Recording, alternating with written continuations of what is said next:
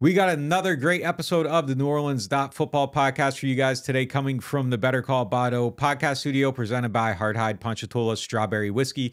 We're going to talk about Joe Woods, the new DC hire, how he fits, why the team made a change, and why they think they can actually get better on defense despite finishing in the top 10 in yards allowed and points allowed last season. We also talk about Derek Carr, his fit with the team, what his value should be, and how hard the Saints should go after trying to acquire him, and would he transform the whole perception of this organization and its trajectory moving forward. And we close out with a debate over the top 3 free agents we think would fit the Saints best and how much they should spend on each one of those guys. Hardhide Ponchatoula Strawberry Whiskey is an 86 proof blend of 3-year-old wheat bourbon, American light whiskey, and fresh Ponchatoula strawberries. It is not for the thin-skinned. It is blended in New Orleans, and look for it in your favorite stores, bars, and restaurants.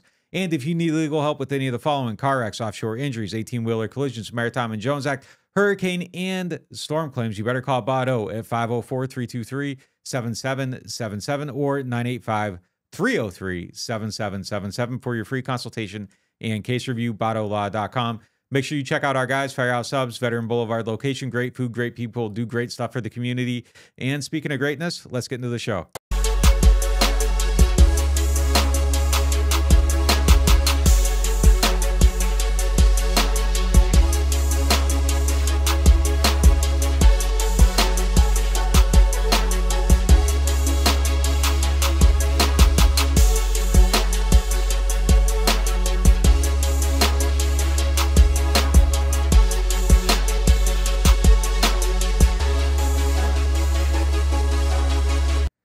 All right, we have a lot of stuff to talk about on today's podcast. All kinds of news keep waiting coming. for like the first off-season pod where we're like, what are we going to talk about today? Not yet. Never happens. Every time we come to the Better Call BADEAUX podcast studio, it is loaded with topics. And look, that's just kind of how it always goes with the team. They're always in the mix with something. They hired Joe Woods this morning to be their defensive coordinator. Just kind of what are your big picture thoughts on that hire? I mean, same thing that I said right after we found out they were letting Chris Richard go, is that we both said is they haven't earned the benefit of the doubt on these moves. You don't just blindly say they know what they're doing and I trust that it'll work out. I don't know if it'll work out. Now, they also had Todd Grantham reportedly probably to coach the defensive line where they have to replace Ryan Nielsen. So at least you know that DA, who is the one who ultimately got to make this decision about how he wanted to structure his staff after his first year as a head coach, and he clearly wanted to make changes to his defensive staff, both in the people running it and the structure of it. So that's good in one sense. Like, this is the guy who's got to prove that he deserves to keep this job, and he's going to be on the hot seat this year.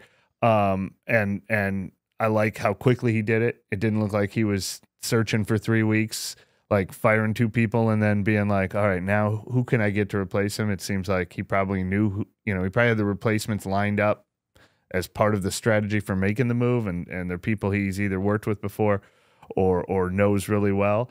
So if that's what he has to do and it's all on the defensive side of the ball where he's still earned our trust, then go for it. But yeah, he doesn't get pre-benefit of the doubt. He's got to earn all that.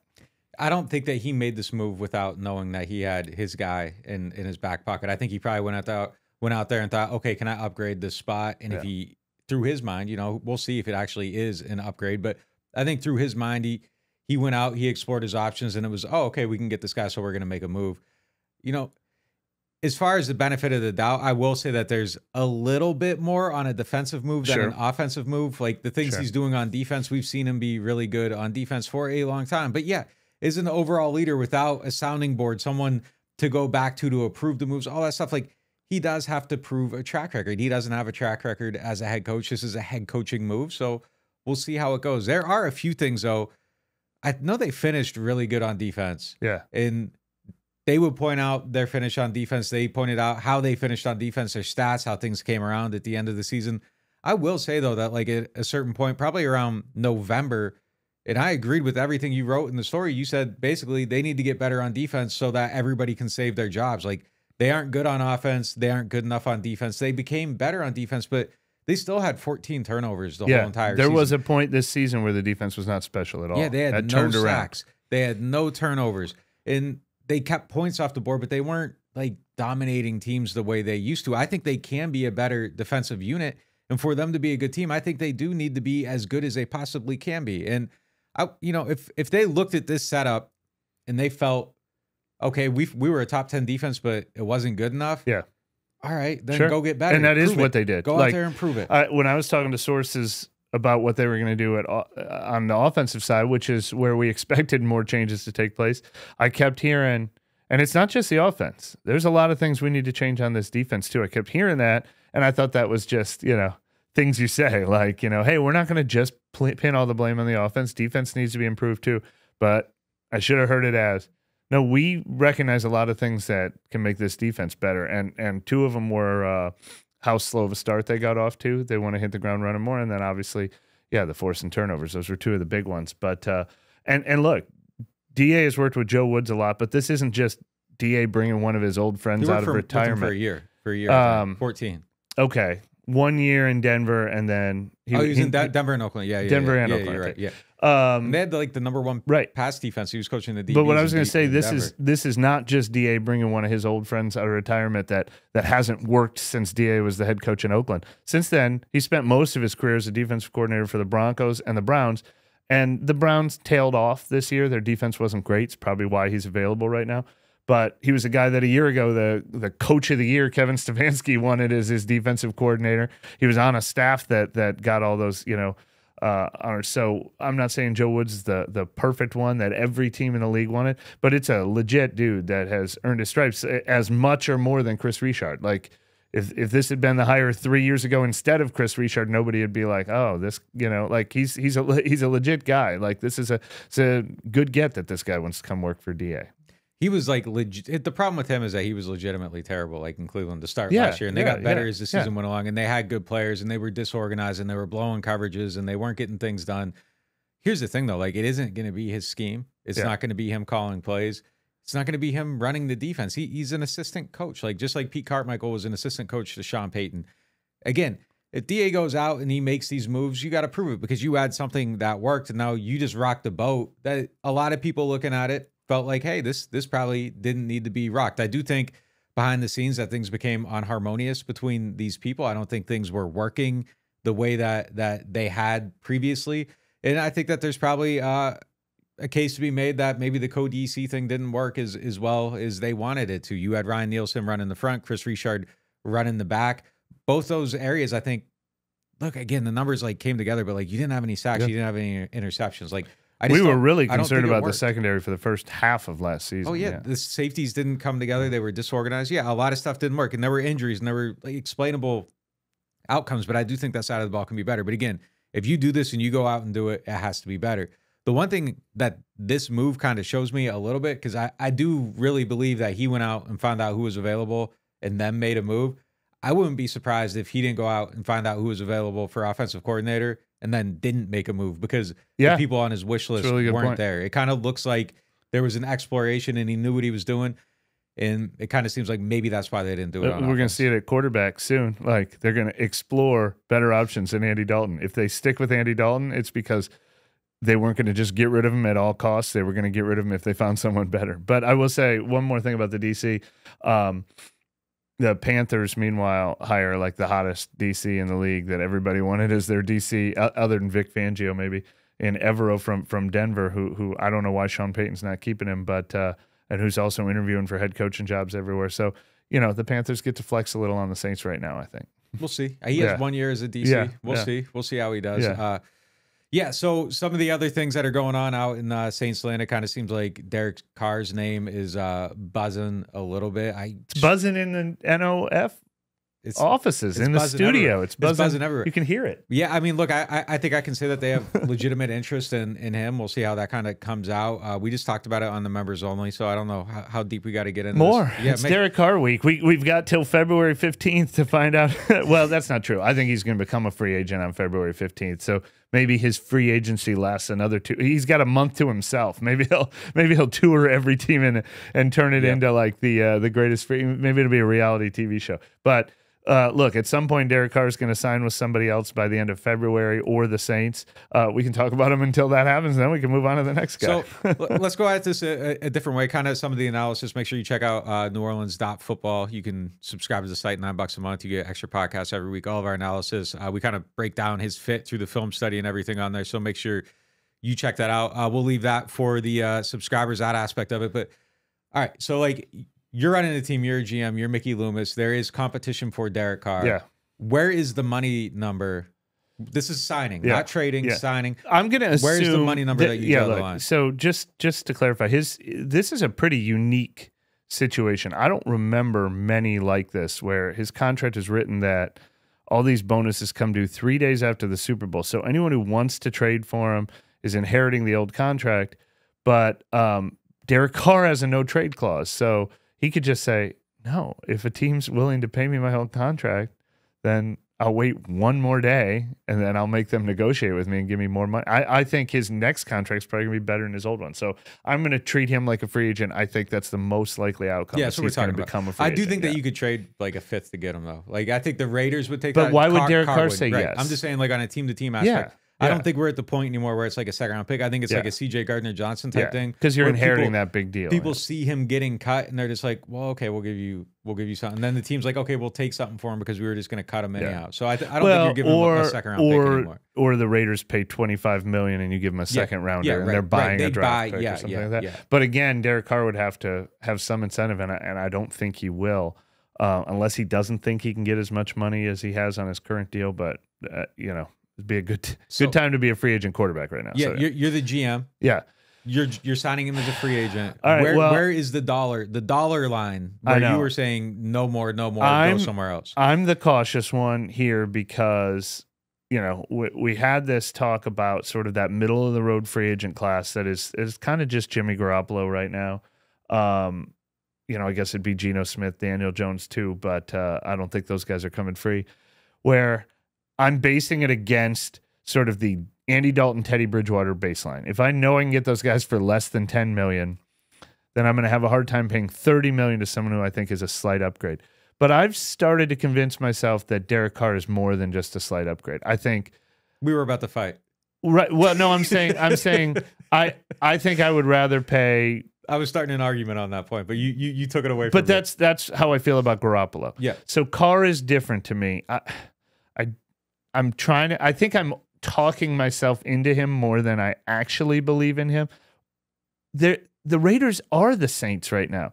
They have a coach who people were talking about firing 1 year into his tenure. They don't have another plan at quarterback, although they might go after Aaron Rodgers. We thought they might go after Tom Brady. Why do they want to get rid of him so bad? And then the Saints should want him so bad. There's obviously flaws there. I don't think his story is that much different than Jameis Winston's story. They're a little different, but there's like untapped potential that just hasn't been met consistently enough. So I have a hard time saying, yeah, I'll give him $40 million, but I'm getting close to being at that point where I think the way the Saints are built right now, we've talked about, should they rebuild? Should they not rebuild? If you're not rebuilding, then get the quarterback, go for it with this roster. And if that doesn't work, then as soon as Cam Jordan and Demario Davis and Alvin Kamara are off this roster, and if this quarterback didn't work, well, then you can rebuild then. Like, I kind of want to take the chance on Derek Carr, and I guess maybe I'm willing to get, $35 million. 40 feels like a round number that I'm scared to touch, but I think I'm there. Okay, so like the thing with Derek Carr is that versus Andy Dalton, like you're never gonna win a game because of Andy Dalton. You will never, ever, ever win a game with Andy Dalton. You'll win games with Andy Dalton when everything's perfect. Yeah, and he will get you there when everything's perfect and everything's built around him, and you're fine. He is a backup quarterback, and he should be a backup quarterback. He should not be a starting quarterback. If he's a starting quarterback, your plan failed somewhere. The Saints' plan failed last year. They planned for Jameis Winston. That didn't work. They went to Andy, and they lost a lot of games because of Andy, and they won no games because of Andy. But he got them there in the days when, it was 24-0. And good for Andy Dalton. I like him. I think he outperformed what was expected. I think he had the best season he could have given who he is, but he's still Andy Dalton, and that's not good enough. Carr will win you some games. He will lose you some games. He's not Patrick Mahomes. He's not Josh Allen. He's not Joe Burrow. So, you have to compare him against people in that middle class. And like Kirk Cousins is a $35 million quarterback. Yeah. He's at the end of his deal. He's probably going to end up making like 42 because the other people that surpassed Kirk got 40 million. Daniel Jones will probably get $40 million. I don't think you get Derek Carr without spending $40 million. No, I agree. I agree. The question is, quick timeout before I hear your thoughts on Derek Carr, because I want to know, when I say Andy Dalton versus Jimmy Garoppolo, and not knowing where Derek Carr is, if I somehow keep Andy Dalton or go back to Teddy Bridgewater, I am then the biggest Hendon Hooker fan. I'm going to start wearing a Hendon Hooker jersey and being like, take him at 40. I don't care if you have a 3rd or 4th round grade on him. Like, you got to have a plan at this position. And my concern about someone like Garoppolo is, if you pay Garoppolo $30 million, are you in the exact same boat where you still need your quarterback? Like, I don't want to pay for somebody who's a slight upgrade and I still don't have my quarterback. I will pay for Derek Carr if I think now I have my quarterback. That's the cutoff for me. I will pay whatever it takes if I'm like, we've got our guy now. That and I do think Carr could be that guy. The thing that I hate about this conversation is that there has to be a practicality to it. Like when you are actually sitting there making decisions on how you're going to construct your team, there has to be a practicality to it. Like, and I think even these conversations, like when it was kind of like abstract and like, well, these are the ideal scenarios, and now like it's here and it's like it's a practical thing. Like we were on much different sides, and I think we're on very similar sides now, because you have to look at it as, what can I actually do? When you go to the car lot and it's like, yeah, I want a Lamborghini, but I have I have Altima money. Like, you have to buy an Altima. Like, you have to be practical about what you can actually afford. And this is a guy that's actually available. You can actually go out and get him, and he can actually make your team better. And that's the best concise 3 sentences of the whole argument. There are going to be 15 guys that are probably better than him, and there's going to be 15 guys that are worse. But like, when you are on the wrong side of that worse equation and you get trapped there, you beg for a Derek Carr. Like, you would beg to have a Derek Carr. If you are the Jets, you are begging to have Derek Carr. I mean, that's just kind of where it's at. So then you have to look at it and say, okay, like, this is what we can actually do, and what can we be with that? I think they can be a much better team if they have an answer at quarterback and they know what they are. Interesting to watch, that's for sure. Yeah. And look, he's in his best moments, he is a very, very good quarterback. He does a lot of things really well. He does some things that'll have you punching at air too. And that's why he's going to be a $40 million quarterback, and he's not going to be, passing Lamar Jackson or passing Pat Mahomes, or what's Josh Allen make, $43 million? Like, that's a bargain, I think, right now. But this is what you can get, and this is the best answer. I think you get him, you can build your team, you have a direction.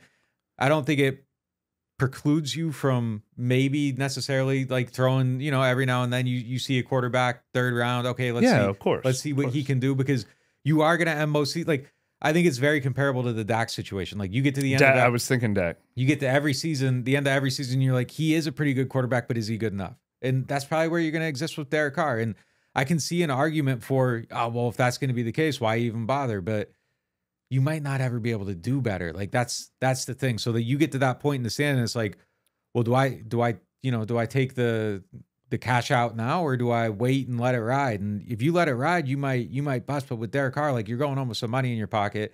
I don't know what the right answer is. There is no quarterback theory that everyone's ever going to sit down on and be like, this is perfect. Like, we've picked apart the downsides to every single one. Yeah, you wait to draft, you might not draft the right guy. Yeah. You sign Derek Carr, he might not be good enough.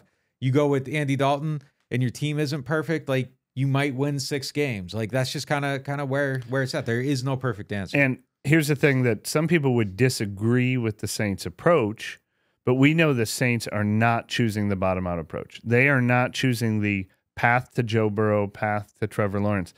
The way they operate this team, the talent they have on this team, they are like, this 7-10 was kind of the worst-case scenario. Like, so they're going to be picking in the teens, or they're going to be picking 12th or 10th or 9th or 8th, or, but this isn't a team that is, well, next year they're going to get the number 1 pick. Like, that's they're trying too hard to be that team. So if you can't get your quarterback with the 12th pick or the 15th pick, or, if they're able to win the NFC South, the 27th pick or whatever it would be next year, then your options are even more limited. And he's an even, and it was funny because there were people on Twitter who immediately were like, no to Derek Carr. No, I don't want Derek Carr. I understand that reaction, but I replied, because I can't think of any other path. What do you want?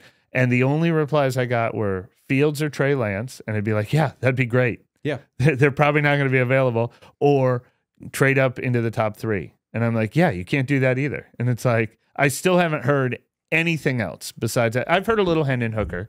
And I could go down that route too. I could go down I wish there was more of a sure thing that you could get at number 29 or 40 that you felt really good about. Hendon Hooker is probably more of like a 3rd round grade type of guy. But I think that's the second most feasible path, is force yourself to love someone in the draft. Yeah, I agree. That's what I'm talking about with the practicality. Yeah, it's just kind of at a certain point, it's what is actually doable. Yeah. And going up and getting Fields probably isn't doable. I don't know if Trey Lance is an answer. I guess I would probably. I don't even think he's available. Like, I don't even know what I would do there. Like, I don't know if I would take him over Carr or not. I mean, there's very high bust potential, and you're spending a lot. It might not work out. I like the idea of a younger player though every single time, but is the younger player actually better? But look, Derek Carr's available right now, and he's attainable to some level. Now, does he pick the Saints or not? Like, we'll see. We heard that he likes the situation here, but that doesn't mean he doesn't like another situation more. But isolated, if the Saints said, "Hey, like we want you to be on our team," Derek Carr wouldn't say no. Like, we know that for sure. But if San Fran says, "Hey, we want you on our team," and the Saints are saying, "Hey, we want you on our team," we don't know that he's picking the Saints in that scenario, and he probably wouldn't. I mean, San Fran's a little bit closer, but to answer my own question, like I'm hitting that $40 million threshold. I just am, because that's what it costs. And I know there's so many people that can be like, "No, you can't spend that." Like, I get it, I understand, but like that is the cost. That is the cost for a Kirk Cousins level quarterback. And I don't know, is it good enough or not? You know, I know the thing out there is like, well, you aren't aiming for the Super Bowl if you settle for some of this stuff, but like you can aim for the Super Bowl forever. You might not get there, but you can get to the Super Bowl with Jared Goff. You can get there with Matt Stafford. You can get there with, Jimmy Garoppolo knocked on the door. Like, you can get there. He got there. He did get there. You're right. He missed a deep pass, missed and he almost Emmanuel won. Sanders by a yard. He'd be a winner. He almost won a Super Bowl. But so, like, you can get there with these types of guys if your team's good enough, and at least you would have hope of eventually getting there. I don't think you put Derek Carr on this team when you're saying they're in the Super Bowl, but like, they will be predicted to win the NFC South. Here's the other thing. I bet the Panthers are making a run at him too. But if any, maybe the Buccaneers too, maybe the Falcons too. If any NFC South team gets Derek Carr, they will be picked to win the NFC South this year. Now, you should aim higher than that. You don't just want to be a 10-7 team that wins the NFC South this year. But like we say, he's a 31-year-old quarterback with some upside. So you're not just doing that as an all-in for 1 year only move if you make that move. You got to win the NFC South before you can win a playoff game. And you got to win one playoff game before you can win two. So, look, you get Derek Carr. It's no one saying like, oh, they're winning a playoff game. Like, they aren't even saying that yet. Like, I don't know if he's that much of a difference maker, but like, now you could do a couple other things and maybe you're projected to win a playoff game. Whereas if you have Andy Dalton, like, you aren't projected to win anything. And I guess that's the little bit of a difference. And I don't know. Like, if you can get to a point where the quarterback isn't a problem, I think that's worth a lot of money. I think it is. That's just kind of the what the league is right now. And look, again though, that last sentence that you said could be getting into that, what I think is the next tier of Garoppolo, and I hate to just keep saying him, but he's the free agent that's available in that next tier. He's better than I guess you could say Geno Smith or something like that. Like, I don't want to pay a lot more for just a little better than you have now. But with Derek Carr, I think you were saying the right names. Kirk Cousins. I'm not putting him quite at Dak Prescott's level, but they're in the same. He can see Dak Prescott from his tier. There is a lightning in a bottle upside. And look, to be fair to Jameis Winston, these are all the reasons why we were intrigued by Jameis Winston the last 3 years. And I'm not saying Jameis Winston will never get there. It just feels like that ship has sailed here. Just the way things have worked out, how they kind of seem to move on from him last year, how he kind of seemed to move on from this team last year. But there is an upside with Derek Carr that is not just, hey, this guy is a C+ and that's all he's ever going to be. There is some real upside with Derek Carr. I mean, I don't know if enough people know that he's got like Matthew Stafford like type of arm talent, like Jameis Winston type of arm talent. he feels like when we say things like Kirk Cousins and Jimmy Garoppolo in the same conversations, you feel like he's Andy Dalton plus or Teddy Bridgewater plus. He's got some special qualities too. Yeah. All right. So going into the offseason, yeah. Give me. We'll go back and forth on this a little bit. Give me one guy out there. You're looking at the list of available people. Give me one guy that you are top of my list. This is who I'm going out and signing as a free agent. If everybody it is Derek Carr because but here's why. I'm going to cheat a little. So you gave me a heads up that we were going to look at the list of available free agents this year. And I think we all agree that quarterback is number one need. The defensive line, all across the defensive line, especially if you're not re-signing Marcus Davenport, is a big need. Running back's a big need. You could debate whether you want to do that in free agency or the draft. There's some other needs. But I did not love that list. The list of the top free agents, and then I went through position by position, does not match the Saints' need this year, except running back. Running back is a deep free agent class. But I wanted to find a young defensive tackle, defensive end who wouldn't cost that much, who's on the upside. It's not a great class for that. So it makes me think even more. All right, fill all my other needs in the draft and spend at quarterback and free agents. Now, I'll give you a defensive lineman if you don't say the same one, because I do have some. But my number one thing is I'm fine with spending on quarterback and nothing else. Like last year, they only really signed Jarvis Landry and Tyrann Mathieu, and they didn't spend a lot. It feels like another year where I'm not blowing out the budget in free agency for any other position but quarterback. They got to get a defensive lineman somewhere, though, I think. Yeah. I think you have to go out and get one. My approach changes a little bit, too, whether it's Derek Carr or not. Like, I have a wide receiver on my list, but then I saw a report this morning that said Keenan Allen might get cut. Like, if you have Derek Carr, then I might spend on Keenan Allen. If I don't have Derek Carr, I'm probably not spending on Keenan Allen. So I think some stuff changes a little bit. I do have one defensive lineman on mine that's kind of expensive. Dalvin Tomlinson from Minnesota. Yeah.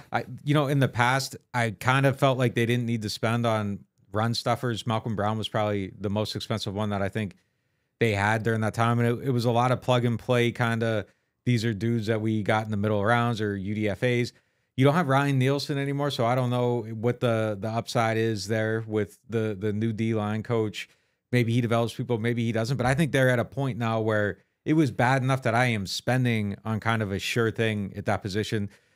Probably $10 million a year, I think, is probably what the going rate is for somebody like him. Tomlinson might even cost more than that? I don't know. Yeah. He might, but yeah. I think just kind of like as a run D, not a ton of pass rush, not a ton of sacks. I think you probably get him like around that range. I would spend that much for him.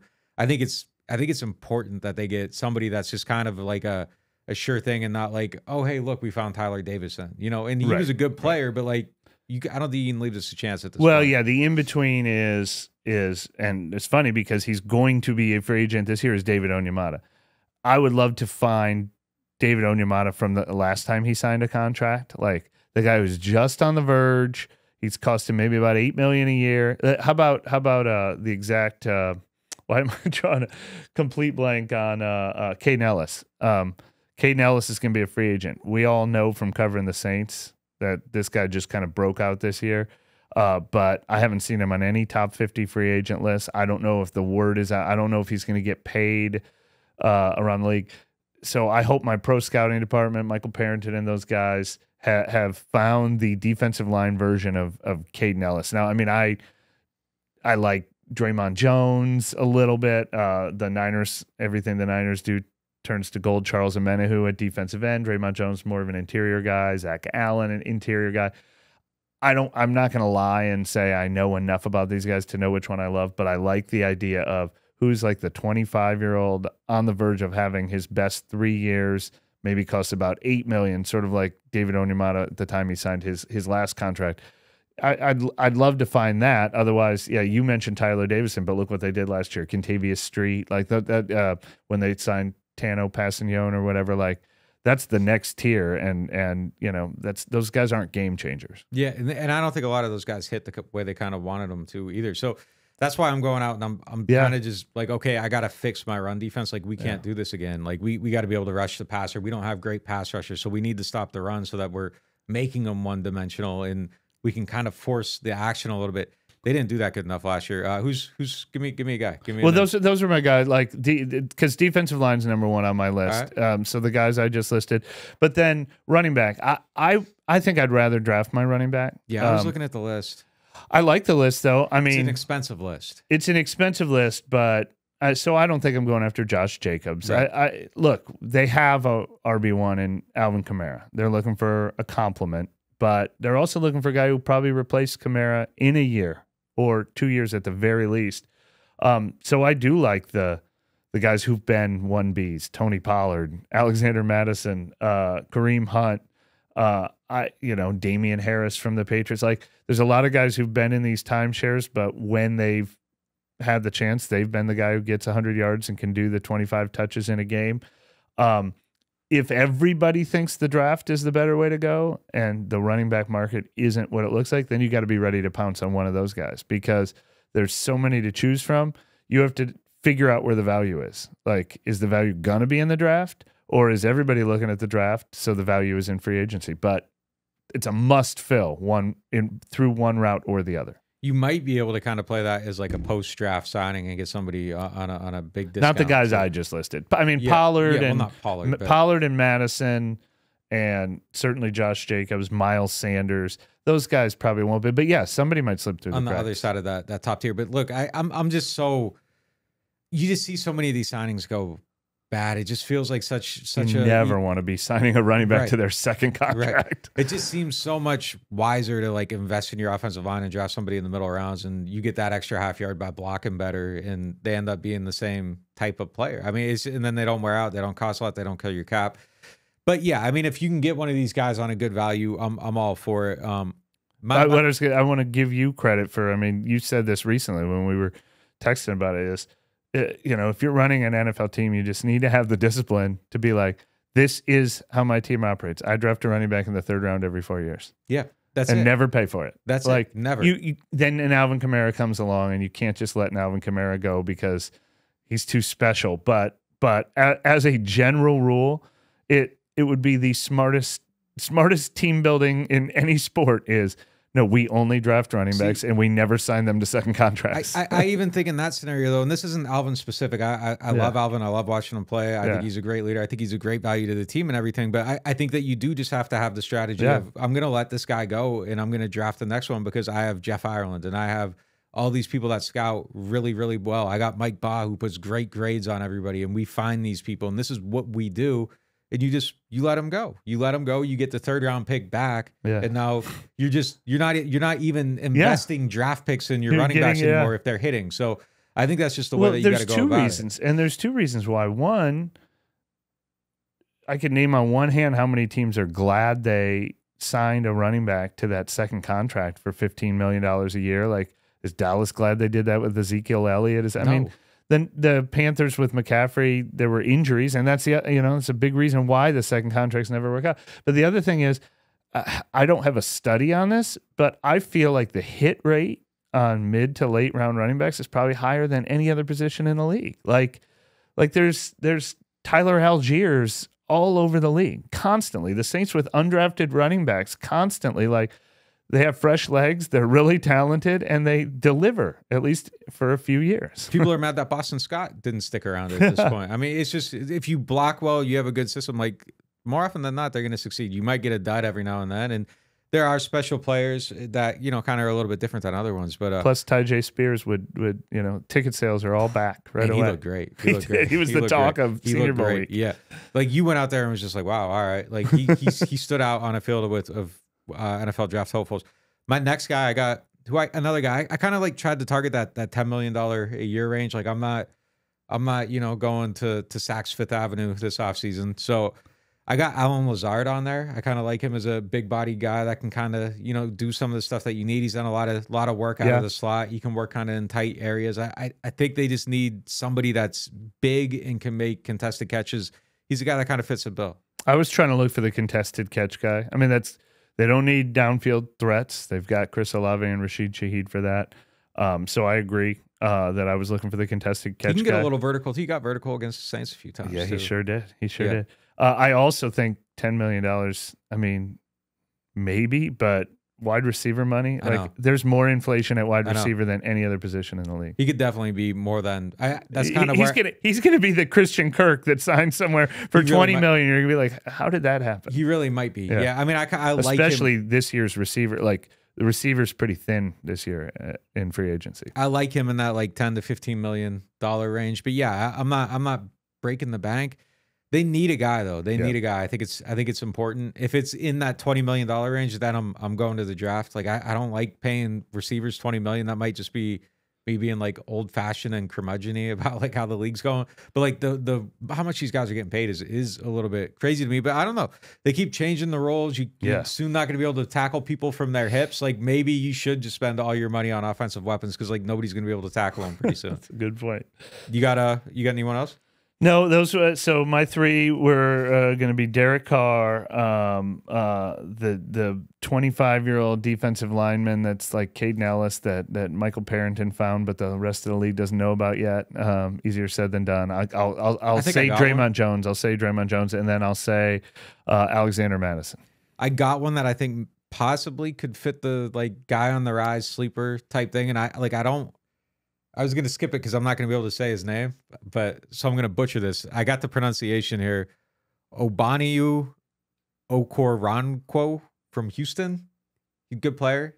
He had like 5 sacks last year. But you didn't do the research. I looked up how to pronounce Charles Omenihu right here in front of you. Look, you can see it right here. I got it right there. I got the pronunciation on the screen. He's got it. Pronunciation guide phonetically spelled out. Yeah, I kind of projected him around, $10 million a year. Another guy around that range. He might be someone that gets you some sacks. They need some guys that can get you some sacks. They need some guys that are on the upswing. If you aren't going, all in this year, again, if you have Derek Carr, I think your investment in everything changes because now you're closer and you're like, all right, how do we win some playoff games? If you don't have Derek Carr or a same level type of quarterback, I think you kind of go cheap. How do we fill out our team and maybe win the South? And this is kind of like how the win the South type approach. But even then, I think there's still some crossover. But he's someone. I'm just going to throw the name out there. I think he's someone that could possibly be on the two rise. Questions for you. My first question is, who's coming back on your defensive line if you are the GM this year? Is Marcus Davenport coming back? No. David Onyemata. At the right price. Yeah, like if the market is and completely disappeared. Davenport's again at the right price. Sure. I think we agree he's going to get money. Yeah. Kentavious Street. I mean, I could go either way on it. Shy Tuttle. I don't think he's really going to cost anything, so I'd keep him. Yeah. Is Tano a free agent too? There was one more, right? If he is, like, I'm fine with letting him go. I'm only asking because, like, how many openings do you are you revamping? Like, is your defensive line going to look like your offensive coaching staff or your defensive coaching staff right now? Is it complete revamp or one piece, and then all these supporting characters can come back and fill it out? Oh no, I think they got to revamp it. I mean, I don't think they have good players. I just don't think they have good players. Yeah, I saw a mock draft just today. Matt Miller on ESPN did 2 rounds, and he gave him a defensive end in the first round, defensive tackle in the second round. If you spend wisely, if you nail quarterback in free agency, sign me up for that. That would work too. That'd be perfect. Yeah. Then you do that, and you get yourself a running back somewhere and a big bodied receiver. And third round. There you go. Yeah, third round. Yeah. Tight end. Where are you on tight end? So you're re-signing Jawan Johnson, I assume, as a restricted free agent. Adam Troutman could still have his best year, even though I think expectations have lowered a little bit on him. But we know they still feel there's room to upgrade. Is that like Mike Gesicki level room to upgrade, or I think they could get a lot better. Do you think that could, especially if we're talking about them not finding the value at wide receiver, where you said Alan Lazard, could your most expensive free agent signing be a tight end? Could you see that? Yeah, look, hold on. I want to make sure I got this guy's name right. There was somebody at the Senior Bowl that I liked at that position, but I think that they could. I think that they could do a lot there. Well, I'll say Gesicki because he was was he the highest free agent I saw? And obviously he was getting franchise tagged 2 years ago, and all of a sudden, he disappeared. Miami just completely stopped using him. I just don't think Mike McDaniel had a vision for him, but.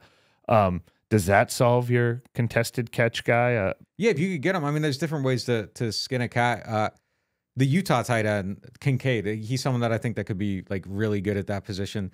I don't think that Adam Troutman's ever like he's not gonna get there. He's good at what he does, but he's never gonna be they drafted him thinking that there was going to be this like, climb and this major upside as a receiver. I think he just kind of is what he is at that position. He's a solid guy that does both things pretty well, but he's not going to be Travis Kelce or Gesicki or somebody like that. But yeah, I think there's a lot of room to upgrade there. I think that there's a lot of room, at wide receiver. You could do both, but if you can only do one, yeah, you can line your tight end up at different spots and get him open, and he can become more of a targeted type player. I mean, saw it with Jimmy Graham. I mean, that was like, option 1 instead of option 4. So if you get a good tight end in the red zone, that can be option 1 again. And Patriots won a lot of games like that. Kansas City wins a lot of games like that. So yeah, definitely, I think it's. Can Juwan be that guy?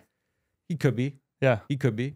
Yeah. Or were the touchdowns misleading about what he really is last year? No, I think he's his touchdown to target ratio was insane. I think he's someone on the rise. Yeah, I mean, I think the touchdown number probably heightens maybe the perception a little bit, but I think he's a really good player, and I think he's going to keep getting better. We got anything else? I think we filled all our needs. What's funny is as sort of down on the team right now as everybody is, as we are too. I feel, well, I guess guard would be the next one we didn't say, especially I kind of feel like maybe they move on from Andrus Peat this year, but maybe they won't. He's not completely breaking the bank, but I kind of feel like they're filling 4 needs away from me feeling pretty good about the team. Like, well, one of them's quarterback though. One of them's quarterback, but which is why I think if you all of a sudden, if you address quarterback before the draft, then I feel like you can kind of address these other needs in the draft and feel better about this team. Right? If they get a quarterback, it goes back to feeling like a 7-win team. Like if they have a quarterback, like it's like, wait, they won 7 games, but when you're the biggest perception problem with the Saints too is that they got kind of hot at the end, so they didn't play the season as a 7-win team. They played the season as like a 3 or 4-win team, and then they became a 7-win team. And I think a lot of people perceive them from that, and I'm not that might be the right way to perceive them. But if they get that quarterback, I think all of a sudden you're looking at them like, okay, they were a middle tier team and they have a quarterback now, maybe they can get a little bit better. Whereas if, okay, they're a middle tier team, they don't have a quarterback, they kind of sucked the whole season until the last month, and okay, it's not going to get any better. Right. That's actually who they were. It's how they started and how they finished. Well, so if you take away their 1-3 start, then they went 6-6 over the next 12, and that's probably what and without Marshawn and all of them. It felt so hopeless though until they got on that because of the start. Yeah, because the year before they started 5-2, and then they lost 5 straight. But everybody remembers them as this 9-8 team that, oh my God, even though all these bad things happened to them, but that's because they started 5-2. They went 4-6 over a stretch. They lost 5 straight over a stretch. So the order you do it in shapes the perception of your whole season. It also helped too, like even when they win 9 games, you know the absolute floor was Sean Payton. You had 15 years to evaluate the absolute floor. You knew how low it could go. There's some uncomfortability. Like I get it. I get could this team finish 3-14? I guess we don't know that they can't. Yeah, like I get it. Like I get why people are so uncomfortable. But yeah, they get Carr, and then like I think you just start feeling like they're a middle of the pack team, and then every middle of the pack team is a couple guys away from being out of the middle of the pack, and then you can start looking at them that way. So they figure that out. Like my optimism level. Yeah, like I want to be able to be. When Carr signs with the Jets next week, then we'll have to figure out what Plan C is. Yeah, bottom out again. All right, that's all we got for you guys. Make sure you are signed up to NewOrleans.Football. Extra podcast every week. End of the week comes out on Thursdays. All our stories throughout the week. Got a film study on Derek Carr up. Make sure you get on there and check it out.